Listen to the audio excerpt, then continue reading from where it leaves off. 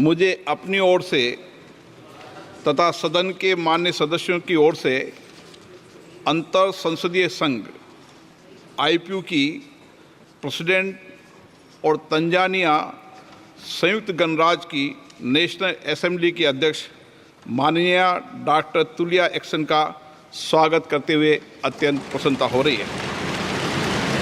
वे हमारी सम्मानित अतिथि के रूप में भारत की आधिकारिक यात्रा पर आई है।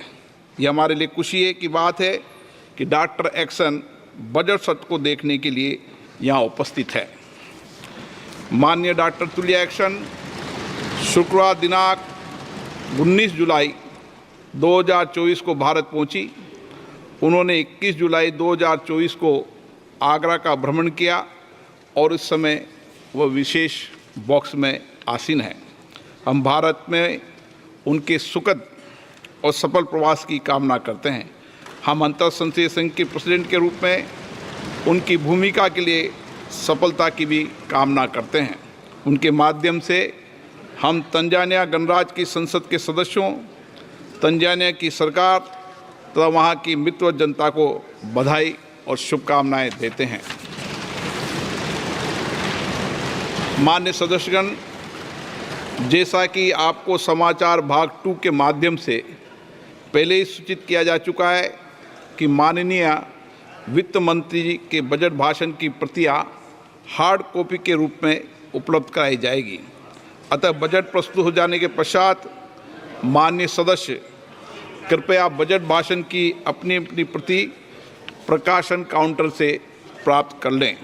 आपको ये भी सूचित किया जाता है कि माननीय मंत्री द्वारा बजट प्रस्तुत किए जाने के पश्चात बजट की प्रतियां आपको मेंबर्स पोर्टल के माध्यम से भी उपलब्ध करा दी जाएगी। माननीय वित्त मंत्री Shrimati Nirmala Sitharaman.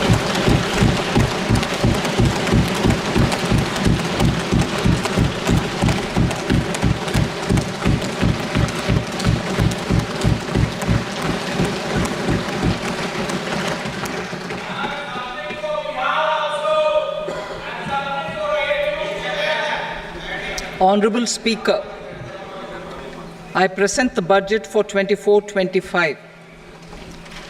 Introduction.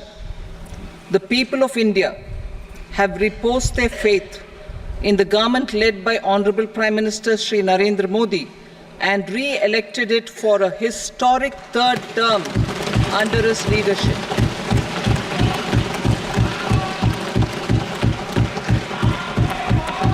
We are grateful for their support, faith, and trust in our policies. We are determined to ensure that all Indians, regardless of religion, caste, gender, and age, make substantial progress in realizing their life goals and aspirations. Global context. The global economy, while performing better than expected, is still in the grip of policy uncertainties. Elevated asset prices, political uncertainties, and shipping disruptions continue to pose significant downside risks for growth and upside risks to inflation. In this context, India's economic growth continues to be the shining exception and will remain so in the years ahead.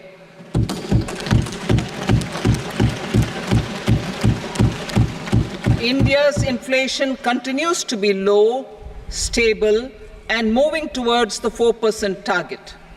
Core inflation, that is non-food and non-fuel, currently is 3.1%. Steps are being taken to ensure supplies of perishable goods reach markets adequately. Interim budget. As mentioned in the interim budget, we need to focus on 4 major castes, namely the Garib, Mahilaye, Yuva, and Annadata, the poor, women, youth, and the farmer. For Annadata, we announced higher minimum support prices a month ago for all major crops, delivering on the promise of at least a 50% margin over costs. Pradhan Mantri Garib Kalyan Anna Yojana was extended for 5 years, benefiting more than 80 crore people. Administrative actions for approval and implementation of various schemes announced in the interim budget are well underway. The required allocations have been made. Budget theme. Turning attention to the full year and beyond in this budget, we particularly focus on employment, skilling, MSMEs, and the middle class. I am happy to announce the Prime Minister's package of 5 schemes and initiatives to facilitate employment, skilling, and other opportunities for 4.1 crore youth over a 5-year period, with a central outlay of 2 lakh crore rupees. I will speak about them shortly, while more details may be seen in the annexure. This year, I've made a provision of 1.48 lakh rupees, 1.48 lakh crore rupees for education, employment, and skilling. Budget priorities. The people have given a unique opportunity to our government to take the country on the path of strong development and an all-round prosperity. In the interim budget, we promise to present a detailed roadmap for our pursuit of Viksit Bharat. In line with the strategy set out in the interim budget, this budget envisages sustained efforts on the following 9 priorities for generating ample opportunities for all. Number 1, productivity and resilience in agriculture. Number 2, employment and skilling. Number 3, inclusive human resource development and social justice. 4, manufacturing and services. 5, urban development. 6, energy security. 7, infrastructure. 8, innovation, research and development. And 9, next generation reforms. Subsequent budgets will build on these and add more priorities and actions. A more detailed formulation will be carried out as part of the economic policy framework, about which I will speak later in this speech. This budget details some of the specific actions to be initiated in the current year towards fulfillment of these priorities, with potential for transformative changes. The budget also covers some of the previously made announcements, with intent to strengthen them and step up their implementation for expediting our journey towards the goal of Viksit Bharat. Priority 1, productivity and resilience in agriculture. Transforming agricultural research. Our government will undertake a comprehensive review of the agricultural research setup to bring the focus on raising productivity and developing climate-resilient varieties. Funding will be provided in challenge mode, including to the private sector. Domain experts, both from the government and outside, will oversee the conduct of such research. Release of new varieties. New 109 high-yielding and climate-resilient varieties of 32 field and horticultural crops will be released for cultivation by farmers. Natural farming. In the next 2 years, 1 crore farmers across the country will be initiated into natural farming, supported by certification and branding. Implementation will be through scientific institutions and willing gram panchayats. 10,000 need-based bio-input resource centers will be established. Missions for pulses and oilseeds. For achieving self-sufficiency in pulses and oilseeds, we will strengthen their production, storage, and marketing.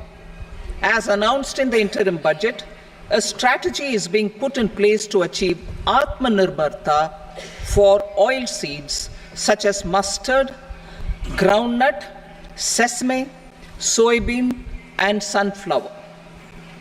Vegetable production and supply chains. Large-scale clusters for vegetable production will be developed closer to major consumption centers. We will promote farmer-producer organizations, cooperatives, and startups for vegetable supply chains, including for collection and storage and marketing. Digital public infrastructure for agriculture. Buoyed by the success of the pilot project, our government, in partnership with the states, will facilitate the implementation of the digital public infrastructure in agriculture for coverage of farmers and their lands in 3 years.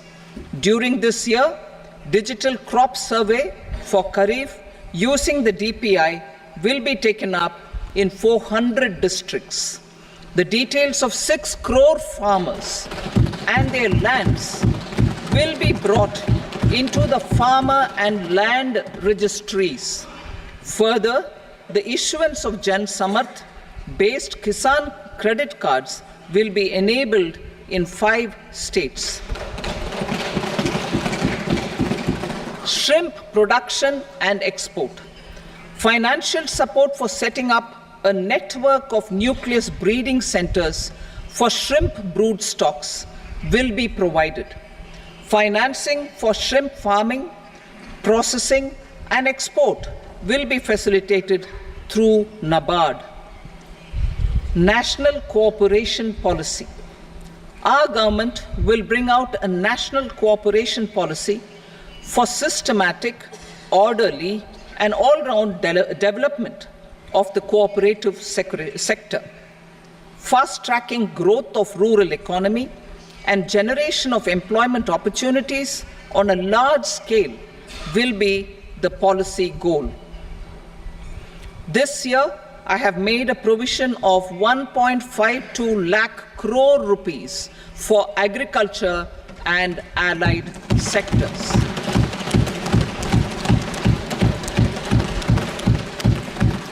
Priority 2, employment and skilling. Employment-linked incentive. Our government will implement following 3 schemes for employment-linked incentive as part of the Prime Minister's package. These will be based on enrollment in the EPFO and focus on recognition of first-time employees and support to employees and employers. Scheme A, first-timers. This scheme will provide 1 month wage to all persons newly entering the workforce in all formal sectors.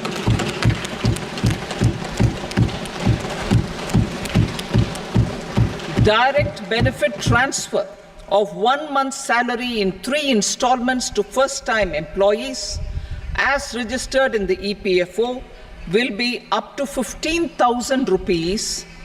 The eligibility limit will be a salary of 1 lakh per month. The scheme is expected to benefit 210 lakh youths.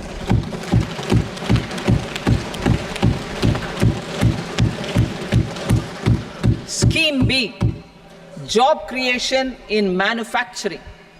This scheme will incentivize additional employment in the manufacturing sector linked to the employment of first-time employees. An incentive will be provided at specified scale directly both to the employee and the employer with respect to their EPFO contribution in the first 4 years of employment. The scheme is expected to benefit 30 lakh youth entering employment and their employers.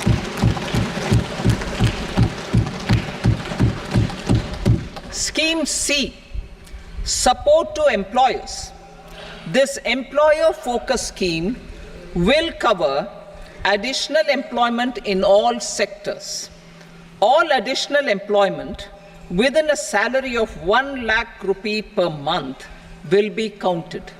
The government will reimburse to employers up to 3,000 rupees per month for 2 years towards the EPFO contribution for each additional employee.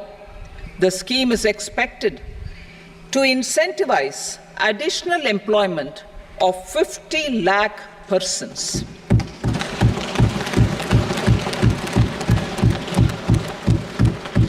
Participation of women in the workforce.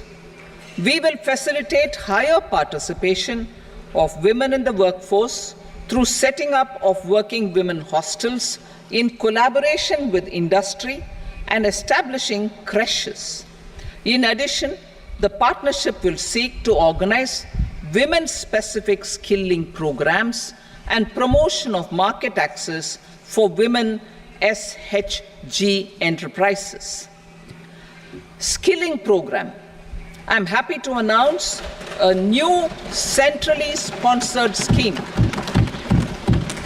as the fourth scheme under the Prime Minister's package for skilling in collaboration with state governments and industry. 20 lakh youth will be skilled over a 5-year period.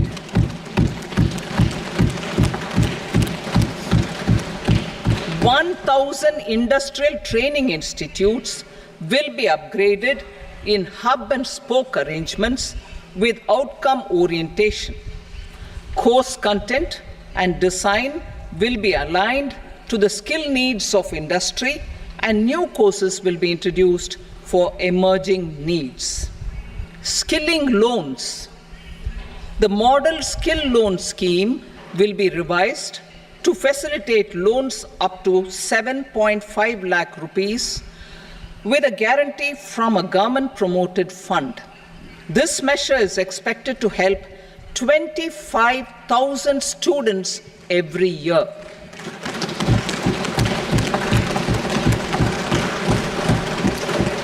Education loans.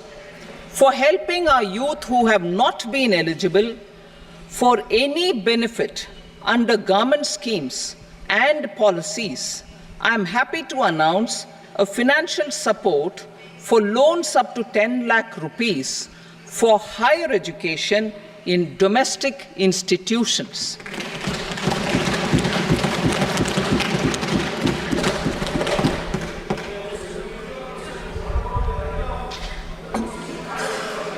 E-vouchers for this purpose. E-vouchers for this purpose will be given directly to 1 lakh students every year for annual interest subvention of 3% of the loan amount.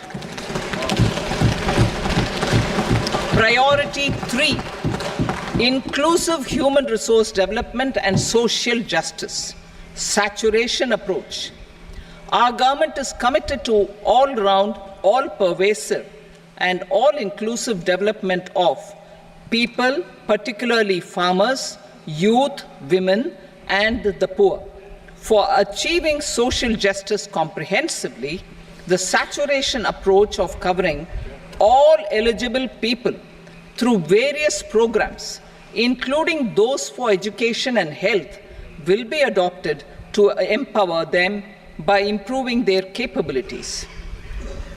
Implementation of schemes meant for supporting economic activities by craftsmen, artisans, self-help groups, scheduled caste, scheduled tribe, and women entrepreneurs and street vendors such as the PM Vishwakarma, PM Swanidhi, National Livelihood Missions, and Stand Up India will be stepped up. Purvodaya. The states in the eastern part of the country are rich in endowments and have strong cultural traditions. We will formulate a plan, Purvodaya, for the all-round development of the eastern region of the country, covering Bihar, Jharkhand, West Bengal, Odisha, and Andhra Pradesh. This will cover human resource development, infrastructure, and generation of economic opportunities to make the region an engine to attain Vikasit Bharat. On the Amritsar-Kolkata Industrial Corridor, we will support development of an industrial node at Gaya. This corridor will catalyze industrial development of the eastern region.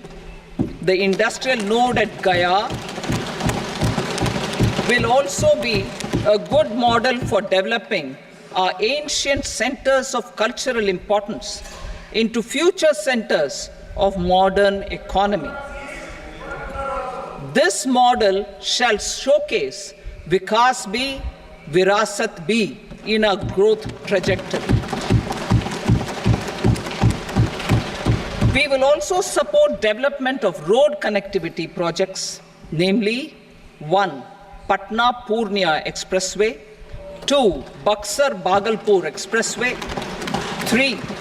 Bodh Gaya, Rajgir, Vaishali and Darbhanga spurs, and 4. Additional 2-lane bridge over River Ganga at Buxar at a total cost of 26,000 crore rupees.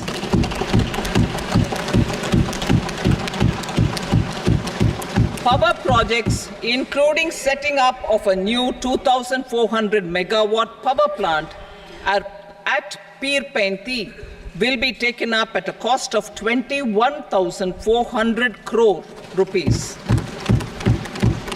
New airports, medical colleges, and sports infrastructure in Bihar will be constructed. An additional allocation to support capital investments will be provided. The requests of Bihar government for external assistance from multilateral development banks will be expedited.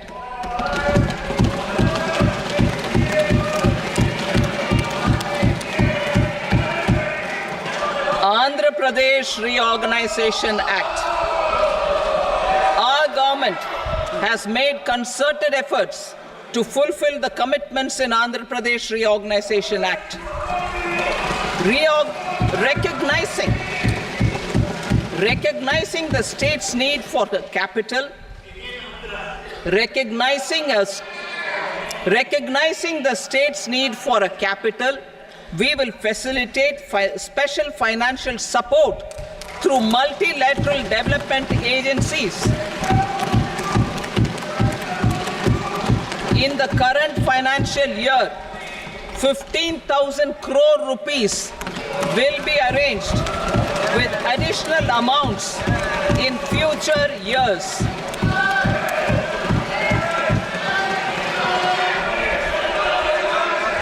Our government is fully committed to financing and early completion of the Polavaram irrigation project, which is the lifeline for Andhra Pradesh and its farmers. This will facilitate our country's food security as well. Under the Andhra Pradesh Reorganization Act, for promoting industrial development, funds will be provided for essential infrastructure such as water, power, railways, and roads. In Kopparthi node on the Visakhapatnam-Chennai Industrial Corridor and Varavakal node on the Hyderabad-Bangalore Industrial Corridor. An additional allocation will be provided this year towards capital investment for economic growth. Grants for backward regions of Rayalaseema, Prakasham, North Coastal Andhra, as stated stated in the Act will be provided. PM Awas Yojana. 3 crore additional houses under the PM Awas Yojana in rural and urban areas in the country have been announced, for which the necessary allocations are being made. Women-led development. For promoting women-led development, the budget carries an allocation of more than 3 lakh crore for schemes benefiting women and girls. This signals our government's commitment for enhancing women's role in economic development. Pradhan Mantri Janjatiya Unnat Gram Abhiyan. For improving the socio-economic condition of tribal communities, we will launch the Pradhan Mantri Janjatiya Unnat Gram Abhiyan by adopting saturation coverage for tribal families in tribal majority villages and aspirational districts.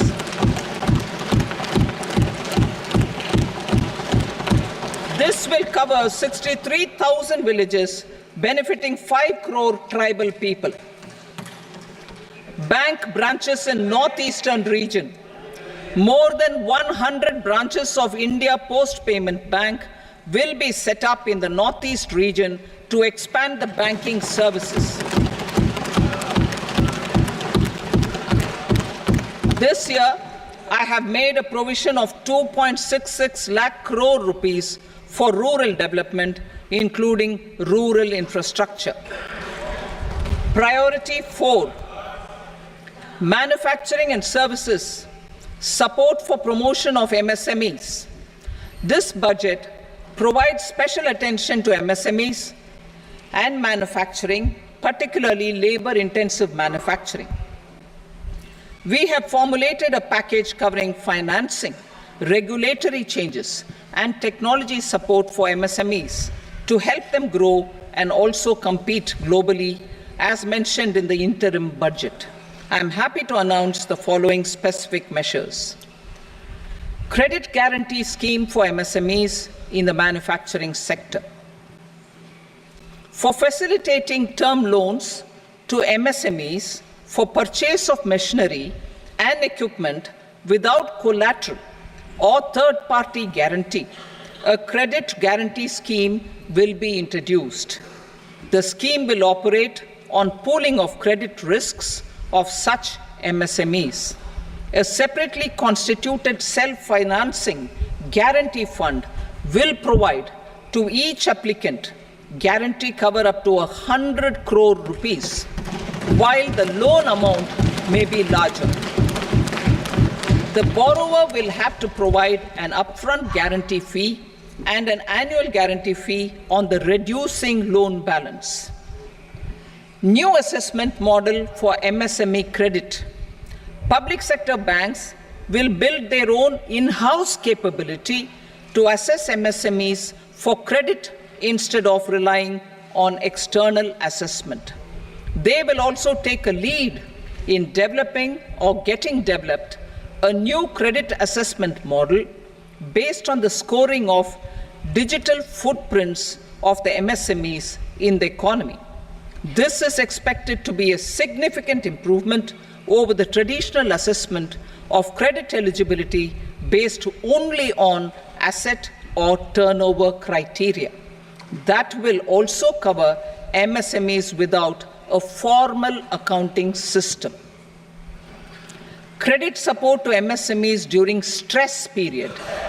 I'm happy to announce a new mechanism for facilitating continuation of bank credit to MSMEs during their stress period while being in special mention account, SMA stage, for reasons beyond their control. MSMEs need credit to continue their business and to avoid getting into the NPA stage. Credit availability will be supported through a guarantee from a government-promoted fund. Mudra loans. The limit of Mudra loans will be enhanced to 20 lakh from the current 10 lakh for those entrepreneurs who have availed and successfully repaid previous loans under the Tarun category. Enhanced scope for mandatory onboarding in TREDS. For facilitating MSMEs to unlock their working capital by converting their trade receivables into cash, I propose to reduce the turnover threshold of buyers for mandatory onboarding on the TREDS platform from rupees 500 crore to 250 crore rupees. This measure will bring 22 more CPSCs and 7,000 more companies onto the platform. Medium enterprises will also be included in the scope of the suppliers. SIDBI branches in MSME clusters. SIDBI will open new branches to expand its reach to serve all major MSME clusters, expand to 168 out of 242 major clusters. MSME units for food irradiation, quality and safety testing. Financial support for setting up of 50 multi-product food irradiation units in the MSME sector will be provided. Setting up of 100 food quality and safety testing labs with NABL accreditation will be facilitated. E-commerce export hubs to enable MSMEs and traditional artisans to sell their products in international markets. E-commerce export hubs will be set up in public-private partnership mode. These hubs, under a seamless regulatory and logistic framework, will facilitate trade and export-related services under one roof. Measures for promotion of manufacturing and services. Internship in top companies. As the fifth scheme under Prime Minister's package, our government will launch a comprehensive scheme for providing internship opportunities in 500 top companies to 1 crore youth in 5 years. They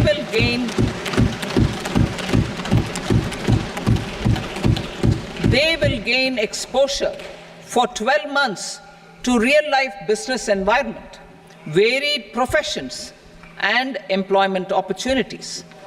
An internship allowance of 5,000 per month, 5,000 rupees per month, along with a one-time assistance of 6,000 rupees will be provided.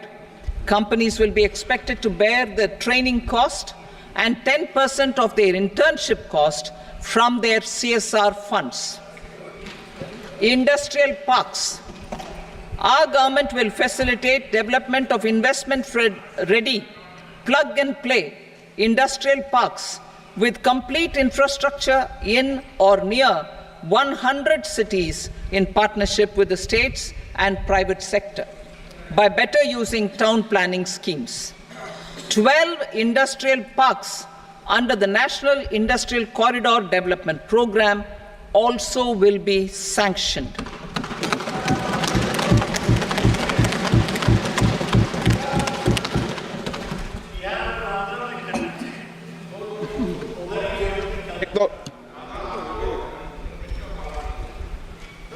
Veggie paper, no.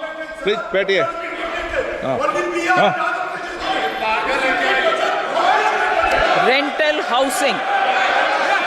Rental housing with dormitory type accommodation for industrial workers will be, just 1 minute. Rental housing, I repeat, rental housing with dormitory type accommodation for industrial workers will be facilitated in PPP mode with VGF support and commitment from anchor industries. Shipping industry, ownership, leasing and flagging reforms will be implemented to improve the share of Indian shipping industry and generate more employment. critical mineral mission. We will set up a critical mineral mission for domestic production, recycling of critical minerals, and overseas acquisition of critical mineral assets. Its mandate will include technology development, skilled workforce, extended producer responsibility framework, and a suitable financing mechanism. Offshore mining of minerals. Our government will launch the auction of the first tranche of offshore blocks for mining, building on the exploration already carried out. Digital public infrastructure applications. Turning to the services sector, I propose development of DPI applications at population scale for productivity gains, business opportunities, and innovation by the private sector. These are planned in the areas of credit, e-commerce, education, health, law and justice, logistics, MSME service delivery, and urban governance. Integrated technology platform for IBC ecosystem. An integrated technology platform will be set up for improving the outcomes under the Insolvency Bankruptcy Code for achieving consistency, transparency, timely processing, and better oversight for all stakeholders. Voluntary closure of LLPs. The services of the Center for Processing Accelerated Corporate Exit, CPACE, will be extended for voluntary closure of LLPs to reduce the closure times. National Company Law Tribunals.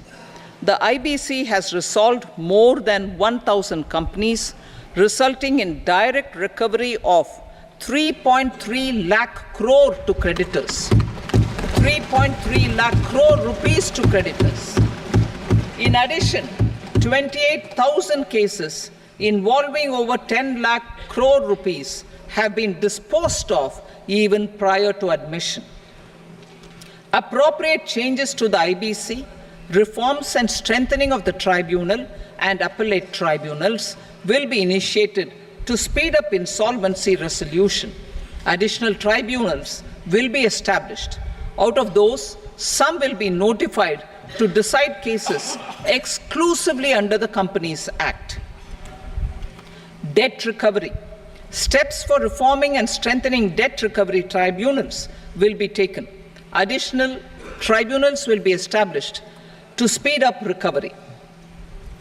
Priority 5, urban development.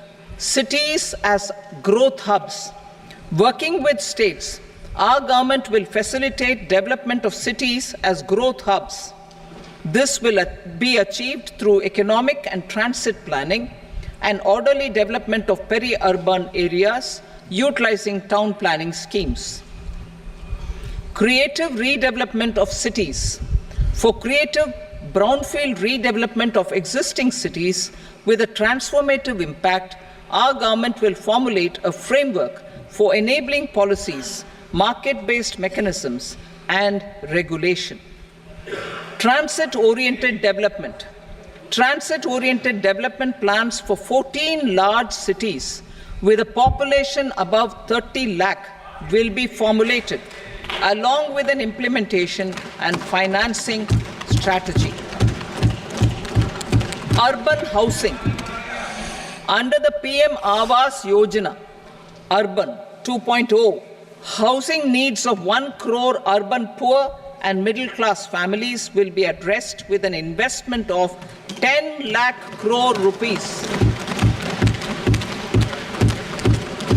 This will include the central assistance of 2.2 lakh crore rupees in the next 5 years. A provision of interest subsidy to facilitate loans at affordable rates is also envisaged. In addition, enabling policies and regulations for efficient and transparent rental housing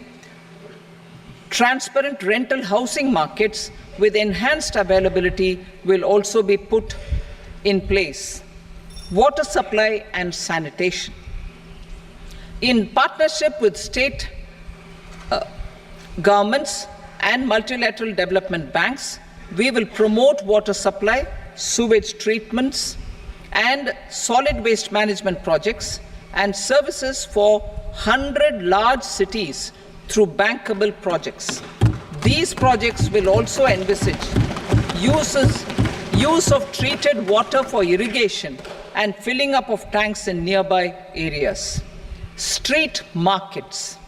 Building on the success of PM Swanidhi scheme in transforming the lives of street vendors, our government envisions a scheme to support each year over the next 5 years the development of 100 weekly hearts or street food hubs in select cities. Stamp duty. We will encourage states which continue to charge high stamp duty to moderate the rates for all and also consider further lowering duties for properties purchased by them will be made an essential component of urban development schemes. Priority 6, energy security, energy transition. In the interim budget, I had announced our strategy to sustain high and more resource-efficient economic growth, along with the energy security in terms of availability, accessibility, and affordability.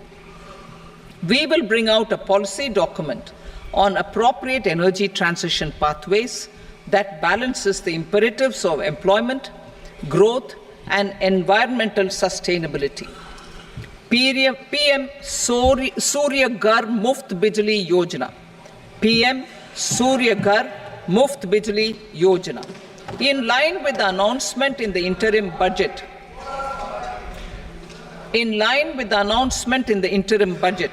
PM Surya Ghar Muft Bijli Yojana has been launched to install rooftop solar plants to enable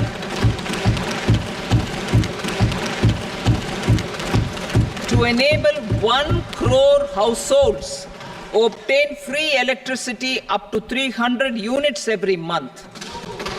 The scheme has generated remarkable response with more than 1.28 crore registrations and 14 lakh applications, and we will further encourage it. Pumped storage policy. A policy for promoting pumped storage projects will be brought out for electricity storage and facilitating smooth integration of the growing share of renewable energy with its variable and intermittent nature in the overall energy mix. Research and development of small and modular nuclear reactors. Nuclear energy is expected to form a very significant part of the energy mix for Viksit Bharat. Towards that pursuit, our government will partner with the private sector for 1. Setting up Bharat Small Reactors, 2. Research and development of Bharat Small Modular Reactor, and 3. Research and development of newer technologies for nuclear energy. The R&D funding announced in the interim budget will be made available for this sector also. Advanced ultra supercritical thermal power plants. The development of indigenous technology for advanced ultra supercritical thermal power plants with much higher efficiency has been completed. A joint venture between NTPC and BHEL will set up a full-scale 800 megawatt commercial plant using AUSC technology. The government will provide the required fiscal support. Moving forward, development of indigenous capacity for the production of high-grade steel and other advanced metallurgy materials for these plants will result in strong spin-off benefits for the economy. Roadmap for hard-to-abate industries. a roadmap for moving the hard-to-abate industries from energy efficiency targets to emission targets will be formulated. Appropriate regulations for transition of these industries from the current perform, achieve, and trade mode to Indian carbon market mode will be put in place. Support to traditional micro and small industries. An investment-grade energy audit of traditional micro and small industries in 60 clusters, including brass and ceramic, will be facilitated. Financial support will be provided for shifting them to cleaner forms of energy and implementation of energy efficiency measures. The scheme will be replicated in another 100 clusters in the next phase. Priority 7, infrastructure investment by central government. Significant investment the central government has made over the years in building and improving infrastructure has had a strong multiplier effect on the economy. We will endeavor to maintain strong fiscal support for infrastructure over the next 5 years in conjunction with imperatives of other priorities and fiscal consolidation. This year, I have provided 11,11,111 crore rupees for capital expenditure. This would be 3.4% of our GDP. Infrastructure investment by state governments. We will encourage states to provide support of similar scale for infrastructure, subject to their development priorities. A provision of 1.5 lakh crore rupees for long-term interest-free loans have been made this year also to support the states in their resource allocation. Private investment in infrastructure. Investment in infrastructure by private sector will be promoted through viability gap funding and enabling policies and regulations. A market-based financing framework will be brought out. Pradhan Mantri Gram Sadak Yojana, Phase 4 of the PMGSY will be launched to provide all-weather connectivity to 25,000 rural habitations, which have become eligible in view of their population increase. Irrigation and flood mitigation. Bihar has frequently suffered from floods, many of them originating outside the country. Plans to build flood control structures in Nepal are yet to progress. Our government, through the Accelerated Irrigation Benefit Program and other sources, will provide financial support for projects with estimated cost of 11,500 crore rupees, such as the Kosi-Michi intra-state link and 20 other ongoing and new schemes, including barrages, river pollution abatement, and irrigation projects. In addition, survey and investigation of Kosi-related flood mitigation and irrigation projects will be undertaken.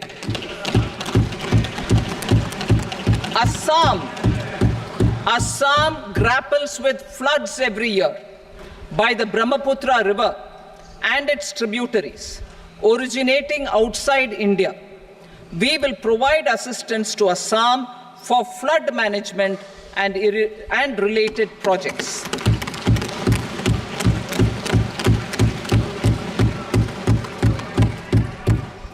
Himachal Pradesh suffered extensive losses due to floods last year. Our government will provide assistance to the state for reconstruction and rehabilitation through multilateral development assistance.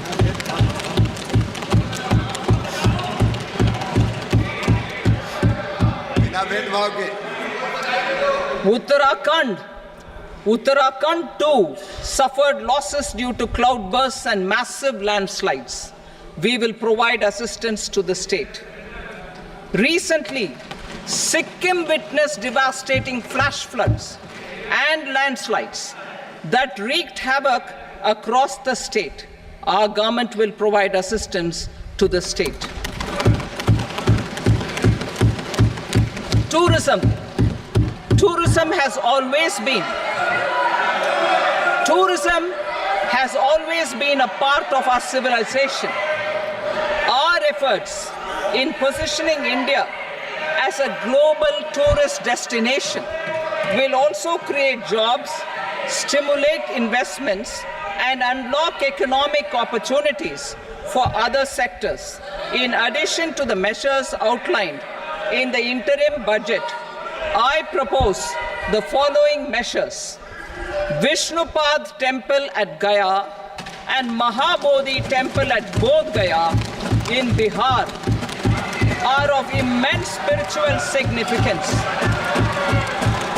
Comprehensive development of Vishnupad Temple Corridor and Mahabodhi Temple Corridor will be supported, modeled on the successful Kashi Vishwanath Temple Corridor to transform them into world-class pilgrim and tourist destinations. Rajgir holds immense religious significance for Hindus, Buddhists and Jains. The 20th Tirthankara Muniswarata temple in the Jain temple complex is ancient. The Saptarishi or the 7 hot springs form a warm water Brahmkund that is sacred. A comprehensive development initiative for Rajgir will be undertaken. Our government will support the development of Nalanda as a tourist center, besides reviving Nalanda University to its glorious stature. Odisha's scenic beauty, temples, monuments, craftsmanship, wildlife sanctuaries, natural landscapes, and pristine beaches make it an ultimate tourism destination. Our government will provide assistance for their development to Odisha as well. Priority 8, innovation, research and development. We will operationalize the Anusandhan National Research Fund for basic research and prototype development. Further, we will set up a mechanism for spurring private sector-driven research and innovation at commercial scale with a financing pool of 1 lakh crore rupees in line with the announcement in the interim budget. Space economy. With our continued emphasis on expanding the space economy by 5 times in the next 10 years, a venture capital fund of 1,000 crore rupees will be set up. Priority 9, next generation reforms. Economic policy framework. We will formulate an economic policy framework to delineate the overarching approach to economic development and set the scope of the next generation of reforms for facilitating employment opportunities and sustaining high growth. Our government will initiate and incentivize reforms for 1. Improving productivity of factors of production, and 2. Facilitating markets and sectors to become more efficient. These reforms will cover all factors of production, namely land, labor, capital, and entrepreneurship, and technology as an enabler of improving total factor productivity and bridging inequality. Effective implementation of several of these reforms requires collaboration between the center and the states and building consensus as development of the country lies in development of the states. For promoting competitive federalism and incentivizing states for faster implementation of reforms, I propose to earmark a significant part of the 50-year interest-free loan. Working with the states, we will initiate the following reforms.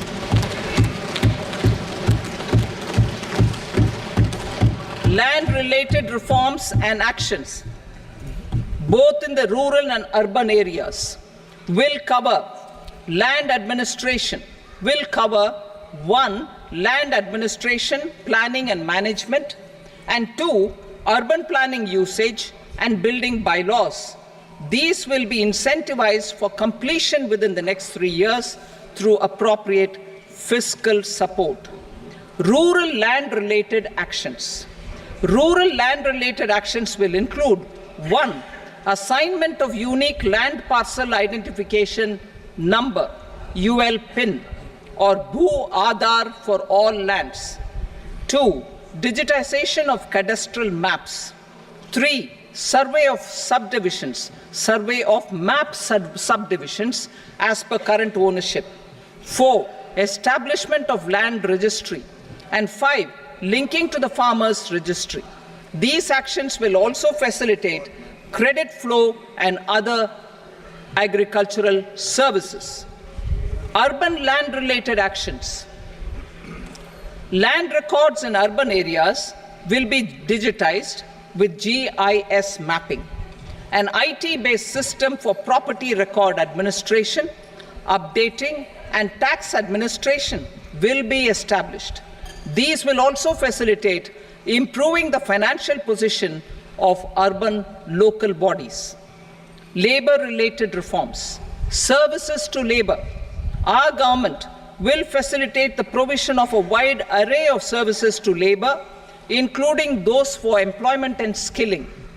A comprehensive integration of eShram portal with other portals will facilitate such one-stop solution.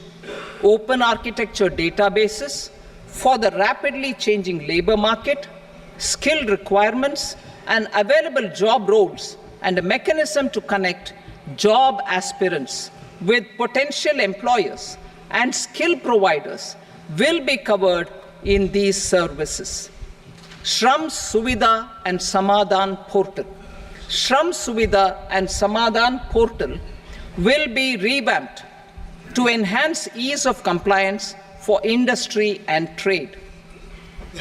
Capital and entrepreneurship related reforms, financial sector vision and strategy. For meeting financing needs of the economy, our government will bring out a financial sector vision and strategy document to prepare the sector in terms of size, capacity, and skills. This will set the agenda for the next 5 years and guide the work of the government, regulators, financial institutions, and market participants. Taxonomy for climate finance. We will develop taxonomy for climate finance for enhancing the availability of capital for climate adaptation and mitigation. This will support achievement of the country's climate commitments and green transition. Variable capital company structure. We will seek the required legislative approval for providing an efficient and flexible mode for financing leasing of aircrafts and ships and pooled funds of private equity through a variable company structure. Foreign direct investments and overseas investment. The rules and regulations for foreign direct investment and overseas investments will be simplified to 1. Facilitate foreign direct investments, 2. Nudge prioritization, and 3. Promote opportunities for using Indian rupee as a currency for overseas investment. NPS Vatsalya.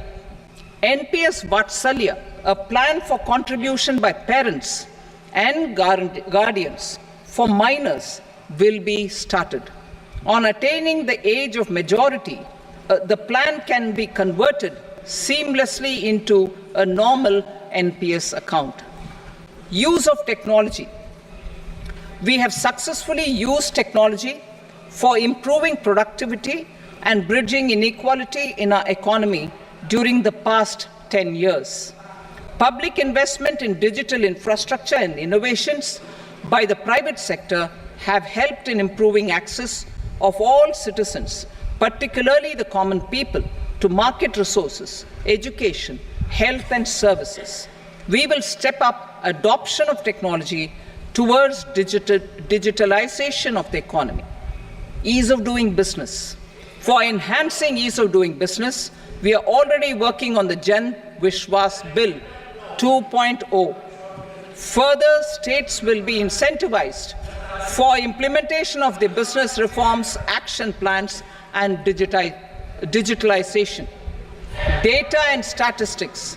For improving data governance, collection, processing and management of data and statistics, different sectoral databases, including those established under the Digital India Mission, will be utilized with active use of technology tools. New pension scheme. The committee to review the NPS has made considerable progress in its work. I am happy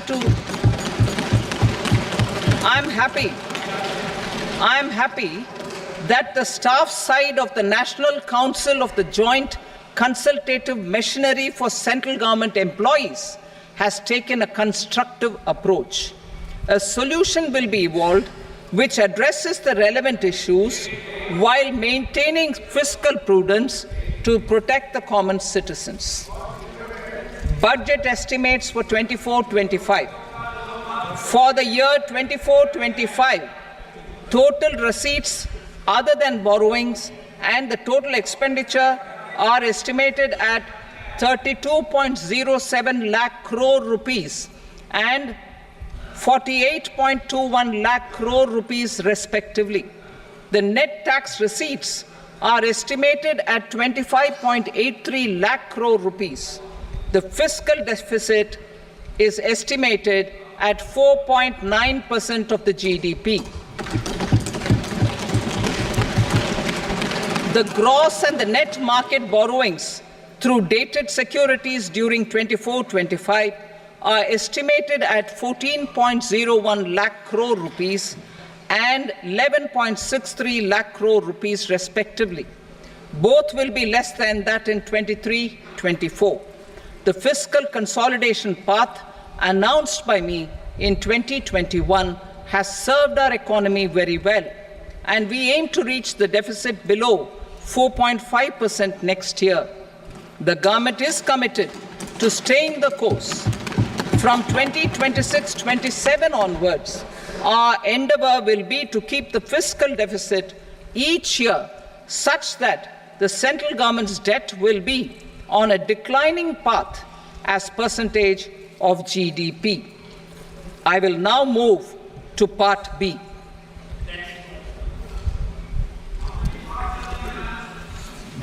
Indirect taxes. Sir, I start with GST. It has decreased tax incidence on the common man, reduced compliance burden and logistics cost for trade and industry, and enhanced revenues of the central and the state governments. It is a success of vast proportions. To multiply the benefits of GST, we will strive to further simplify and rationalize the tax structure and endeavor to expand it to the remaining sectors. My proposals for customs duties intend to support domestic manufacturing, deepen local value addition, promote export competitiveness, and simplify taxation while keeping the interest of the general public and consumers surmount. In Budget 22-23, we reduced the number of customs duty rates. I propose to undertake a comprehensive review of the rate structure over the next 6 months to rationalize and simplify it for ease of trade, removal of duty inversion, and reduction of disputes. I shall now take up sector-specific customs duty proposals. Medicine and medical equipments. To provide relief to cancer patients, I propose to fully exempt 3 more medicines from customs duties.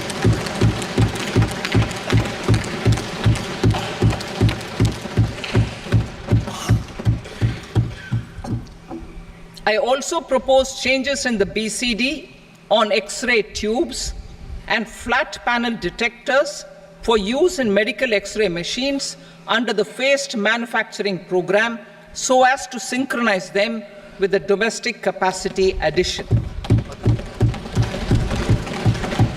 Mobile phone and related parts. With a 3-fold increase in domestic production and almost a 100-fold jump in exports of mobile phones over the last 6 years, the Indian mobile industry has matured. In the interest of consumers, I now propose to reduce the BCD on mobile phone, mobile PCBA, and mobile charger to 15%. Critical minerals. Minerals such as lithium, copper, cobalt, and rare earth elements are critical for sectors like nuclear energy, renewable energy, space, defense, telecommunications, and high-tech electronics. I propose to fully exempt customs duties on 25 critical minerals and reduce BCD on 2 of them. This will provide a major fillip to the processing and refining of such minerals and help secure their availability for these strategic and important sectors. Solar energy. Energy transition is critical in the fight against climate change. To support energy transition, I propose to expand the list of exempted capital goods for use in the manufacture of solar cells and panels in the country. Further, in view of sufficient domestic manufacturing capacity of solar gas, glass, and tinned copper interconnect, I propose not to extend the exemption of custom duties provided to them. Marine products. India's seafood exports in the last financial year touched an all-time high of more than 60,000 crores of rupees. Frozen shrimp accounted for about 2/3 of these exports. To enhance their competitiveness, I propose to reduce BCD on certain broodstock, polychaete worms, shrimp, and fish feed to 5%. I also propose to exempt customs duty on various inputs for manufacture of shrimp and fish feed. Leather and textile. Similarly, to enhance the competitiveness of exports in the leather and textile sectors, I propose to reduce BCD on real down-filling material from duck or goose. I am also making additions to the list of exempted goods for manufacture of leather and textile garments, footwear, and other leather articles for export. To rectify inversion in duty, I propose to reduce BCD subject to conditions on methylene diphenyl diisocyanate, MDI, for manufacture of spandex yarn from 7.5 to 5%. Furthermore, the export duty structure on raw hides, skin, and leather is proposed to be simplified and rationalized. Precious metals. To enhance domestic value addition in gold and precious metal jewelry in the country, I propose to reduce customs duties on gold and silver to 6% and that of platinum to 6.4%. Other metals. Steel and copper are important raw materials. To reduce their cost of production, I propose to remove the BCD on ferronickel and blister copper. I am also continuing with nil BCD on ferrous scrap and nickel cathode and concessional BCD of 2.5% on copper scrap. Electronics. To increase value addition in the domestic electronics industry, I propose to remove the BCD subject to conditions on oxygen-free copper for manufacture of resistors. I also propose to exempt certain parts for manufacture of connectors. Chemicals and petrochemicals. To support existing and new capacities in the pipeline, I propose to increase the BCD on ammonium nitrate from 7.5% to 10%. Plastics. PVC flex banners are non-biodegradable and hazardous for environment and health. To curb their imports, I propose to raise the BCD on them from 10 to 25%. Telecommunication equipment. To incentivize domestic manufacturing, I propose to increase the BCD from 10 to 15% on PCBA of specified telecom equipment. Trade facilitation. To promote domestic aviation and boat and ship MRO, I propose to extend the period for export of goods imported for repairs from 6 months to 1 year. I'll read that again. To promote domestic aviation and boat and ship maintenance, repair and operations, I propose to extend the period for export of goods imported for repairs from 6 months to 1 year. In the same vein, I propose to extend the time limit for re-import of goods for repairs under warranty from 3 to 5 years. I now move to direct taxes. We will continue our efforts to simplify taxes, improve taxpayer services, provide tax certainty, and reduce litigation while enhancing revenues for funding the development and welfare schemes of the government. It has been our endeavor to simplify taxation. We have taken a number of measures in the last few years, including introduction of simplified tax regimes without exemptions and deductions for corporate tax and for personal income tax. This has been appreciated by taxpayers. 58% of corporate tax came from the simplified tax regime in the financial year 22-23. Similarly, as per data available till now, for the last fiscal, more than 2/3 have availed the new personal income tax regime. Comprehensive review of the Income Tax Act. I am now announcing a comprehensive review of the Income Tax Act 1961.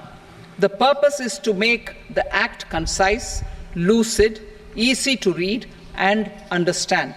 This will reduce disputes and litigation, thereby providing tax certainty to the taxpayers. I will also bring down the demand embroiled in litigation. It is proposed to be completed in 6 months. A beginning is being made in the Finance Bill by simplifying the tax regime for charities, tedious rate structures, provisions of reassessment and such provisions, and capital gains taxation. Simplification for charities and tedious. The two tax exemption regimes for charities are proposed to be merged into one. The 5% tedious rate on many payments is being merged into the 2% tedious rate, and the 20% tedious rate on repurchase of units by mutual funds or UTI is being withdrawn. Tedious rate on e-commerce operators is proposed to be reduced from 1 to 0.1%. Moreover, credit of TCS is proposed to be given in the TDS to be deducted on salary. Further, I propose to decriminalize delay for payment of TDS up to the due date of filing statement for the same. I also plan to provide a standard operating procedure for TDS defaults and simplify and rationalize the compounding guidelines for such defaults. Simplification of reassessment. I propose to thoroughly simplify the provisions for reopening and reassessment. An assessment hereinafter can be reopened beyond 3 years from the end of the assessment year only if the escaped income is 50 lakh rupees or more, up to a maximum period of 5 years from the end of the assessment year.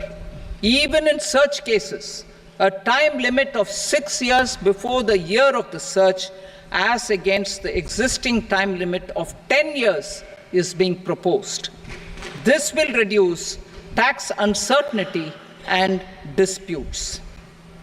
Simplification and rationalization of capital gains.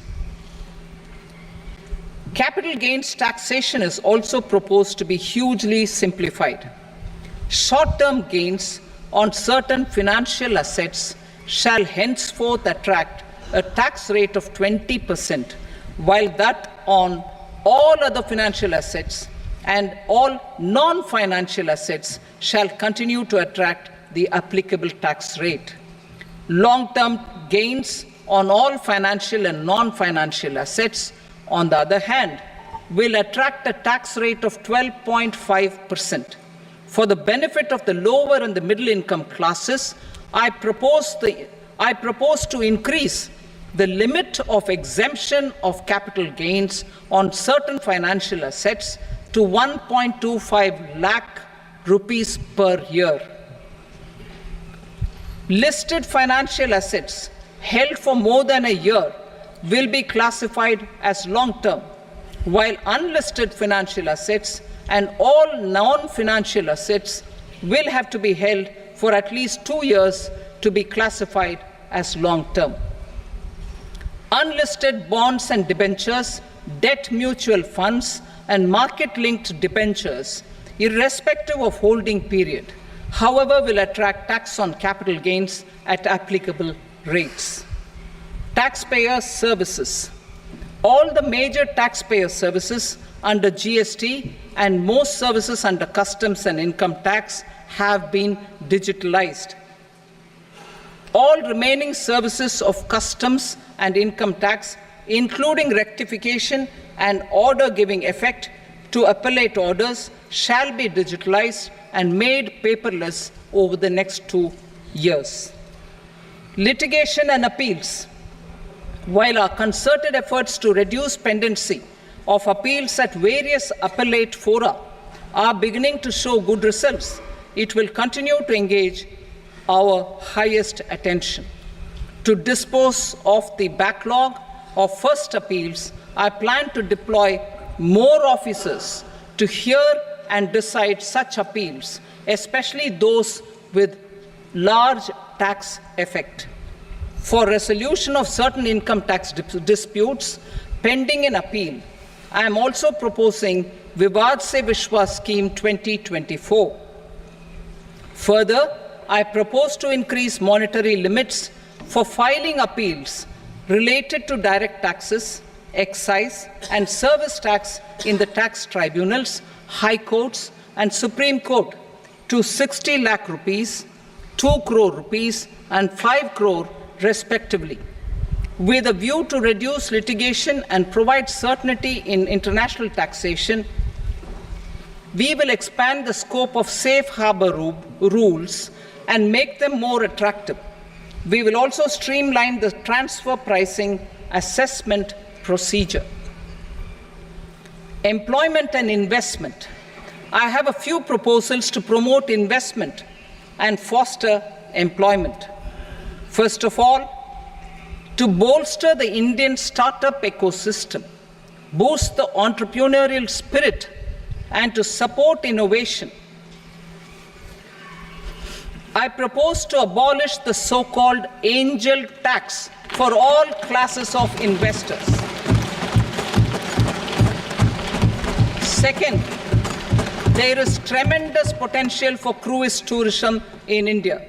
To give a fillip to this employment-generating industry, I am proposing a simpler tax regime for foreign shipping companies operating domestic cruises in the country. Third, India is a world leader in the diamond cutting and polishing industry, which employs a large number of skilled workers. To further promote the development of this sector, we would provide for safe harbor rates for foreign mining companies selling raw diamonds in the country. Fourth, to attract foreign capital for our development needs, I propose to reduce the corporate tax rate on foreign companies from 40 to 35%. Deepening the tax base. I have a couple of proposals for deepening the tax base. First, security transaction tax on futures and options of securities is proposed to be increased to 0.02% and 0.1% respectively. Second, for reasons of equity, I propose to tax income received on buyback of shares in the hands of recipients. Other proposals: to improve social security benefits, deduction of expenditure by employers towards NPS is proposed to be increased from 10 to 14% of the employee's salary. Similarly, deduction of this expenditure up to 14% of salary from the income of employees in private sector, public sector banks and undertakings opting for the new tax regime is proposed to be provided. Indian professionals working in multinationals get ESOPs and invest in social security schemes and other movable assets abroad. Non-reporting of such small foreign assets has penal consequences under the Black Money Act. Such non-reporting of movable assets up to 20 lakh rupees is proposed to be depenalized. Other major proposals in the finance bill relate to withdrawal of equalization levy of 2%, expansion of tax benefits to certain funds and entities in IFSCs, and immunity from penalty and prosecution to Benamidar on full and true disclosure so as to improve conviction under the Benami Transaction Prohibition Act 1988. Personal income tax. Coming to personal income tax rates, I have two announcements to make for those opting for the new tax regime. First, the standard deduction for salaried employees is proposed to be increased from 50,000 to 75,000 rupees.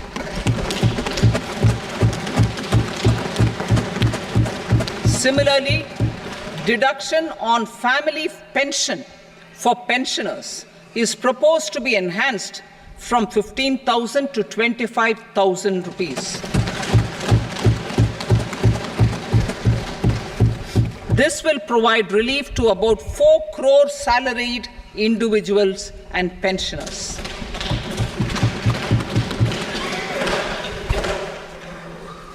Second, in the new tax regime, the tax rate structure is proposed to be revised as follows: 0 to 3 lakh rupees, nil; 3 to 7 lakh rupees, 5%; 7 to 10 lakh rupees, 10%; 10 to 12 lakh rupees, 15%; 12 to 15 lakh rupees, 20%; and above 15 lakh rupees, 30%. As a result of these changes, a salaried employee in the new tax regime stands to save up to 17,500 rupees in income tax.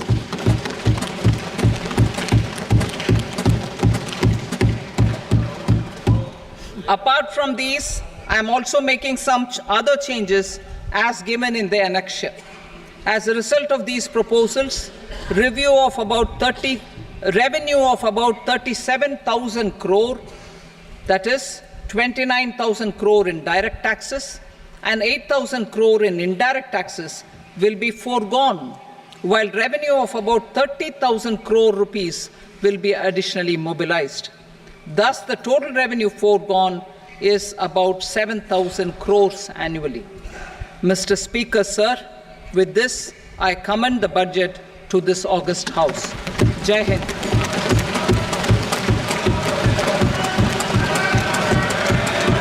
Item number 2. Item number 2.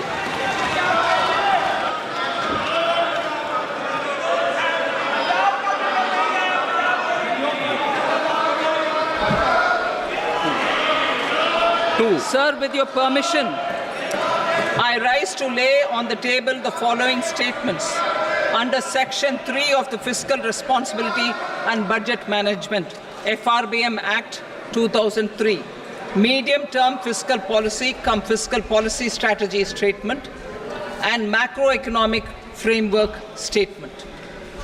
Item number 3. Sir, with your permission, I rise to move for leave to introduce the Finance Number 2 Bill 2024. प्रश्न ये कि विधेयक को पुनर्स्थापित करने की अनुमति प्रदान की जाए।